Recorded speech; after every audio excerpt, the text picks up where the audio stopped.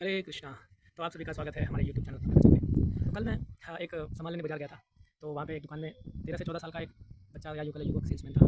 तो उसने क्या कहते हैं, हमारे हाव भाव को देख करके, कंठी माला तिलक धोती कुर्ता देख करके उसने ये बोला कि अरे बाबा, मांग के क्यों खाते हो, इतना शरीर तंदुरुस्त है, पुष्ट है, कमा के खाओ। क्योंकि उसने हमें देखा था 1-2 दिन पहले नाम संकीर्तन और भगवत गीता आदि ग्रंथ वितरित कर रहे थे। तो उसने ये अज्यूम कर लिया कि भाई ये लोग मांग के खा रहे हैं। हाँ, तो ठीक है भाई, मैंने कहा भगवान की सेवा के लिए जो भी प्रयास कर रहे हैं। तो उसने कहा तो भगवान क्या कहते हैं कि मांग के खाओ। भगवान बोल रहे हैं कर्म करो, कर्म ही सबसे बड़ी पूजा है यार। इतना मतलब विद्वत्तापूर्ण विचार एक 14-15 साल के, हालांकि ज्ञान किसी चीज़ का बात नहीं है, कोई भी कहीं भी दे सकता है। तो मैंने थोड़ा सा विचार किया।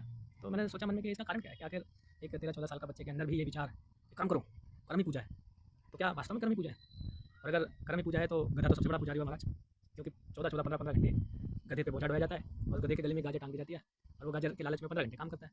तो कमी नहीं है संसार में ऐसे भी लोगों की जो 15-15 घंटे दुकानों में, ऑफिस में, है ना, और गाड़ियों में, ट्रैवलिंग में 15-15 घंटे नियमित। कई लोग इतनी दूर दूर नौकरी करने जाते हैं जिसका कोई हिसाब किताब नहीं, एक स्टेट से दूसरे स्टेट 15-15 घंटे उनके लग जाते हैं। तो कर्म है, कर्म ही पूजा है, उनका विचार है। तो कर्म ही पूजा, उस पूजा से मिलेगा क्या? भगवान तो मिलने से रहे, क्योंकि कर्म ही पूजा है। पूजा करने से क्या मिलेगा? वो कर्म पूजा किस लिए की जा रही है? पैसे के लिए। तो पैसा ही भगवान हो गया ना। तो अब देखते हैं कि पैसा अगर भगवान है तो उससे क्या प्राप्ति होने वाली है? नरक।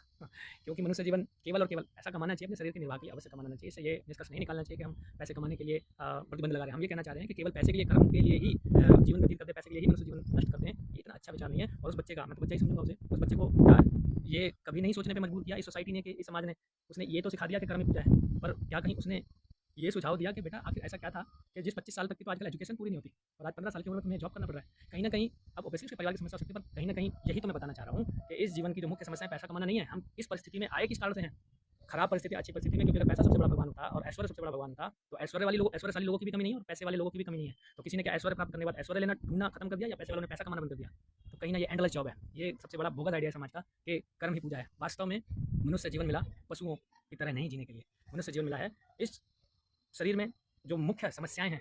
किसी के पास पैसा है नहीं है ये नहीं, किसी के पास मकान दुकान है ये नहीं, किसी की शादी हुई नहीं हुई ये नहीं, किसी के बीमारी ये नहीं। मुख्य समस्याएं वो होती हैं जो हर व्यक्ति के साथ एक कॉमन प्रॉब्लम जिसे बोलते हैं। उन कॉमन प्रॉब्लम को सॉल्व करने के लिए मनुष्य से मिला। और वो कॉमन प्रॉब्लम कौन सी है? जन्म, मृत्यु, जरा, व्याधि। ये बार बार जन्म क्यों हो रहा है, बार बार मृत्यु क्यों हो रही है? कोई नहीं चाहता कि हमारे आसपास कोई कष्ट आए, कोई नहीं चाहता मैं बूढ़ा हूँ, परंतु फिर भी सभी व्यक्ति हो रहे हैं। तो मनुष्य जीवन इस उद्देश्य के लिए मिला कि भैया इन समस्याओं को समझो कि मैं बार बार माँ के गर्भ को क्यों, माँ के गर्भ के कष्ट क्यों झेल रहा हूँ। तो जो इतने आदिकाल से साधु लगे हुए हैं भगवान का नाम जप करने में, भजन साधन करने में, तो इसका मतलब वो सबसे बड़े कामचोर हो गए, और जो पैसा कमाने के लिए भाग रहे हैं वो सबसे बड़े पुजारी। कहीं से तर्कसंगत बात लगती है। तो मनुष्य जीवन का लक्ष्य पैसा कमाना ही नहीं है। अपने शरीर का बहन करने में तो ठीक है, परंतु जो मनुष्य जीवन का मुख्य लक्ष्य है भगवान की प्राप्ति करना, आध्यात्मिकता की प्राप्ति करना, जिसके लिए हमारे आचार्यों ने भगवत गीता और हमारा जो अंतर्राष्ट्रीय कृष्ण भावनामृत संघ है, ये पूरे समाज में आध्यात्मिकता की शिक्षा देने के लिए ग्रंथों का वितरण कर रहा है। तो छोटे मोटे गोल के लिए साधु अपना आलस्य, जिसे लोग समझते हैं काम छोड़ना, वो नहीं, एक बहुत बड़े उद्धार के लिए, लोगों को भगवान तक ले जाने के लिए ग्रंथों का वितरण है, ना कि काम चोरी, इस संसार के पैसे कमाने के काम को छोड़ करके आध्यात्मिकता को स्वीकार करना काम चोरी। हरे कृष्णा। जगत गुरु श्रील प्रभुपाद की जय।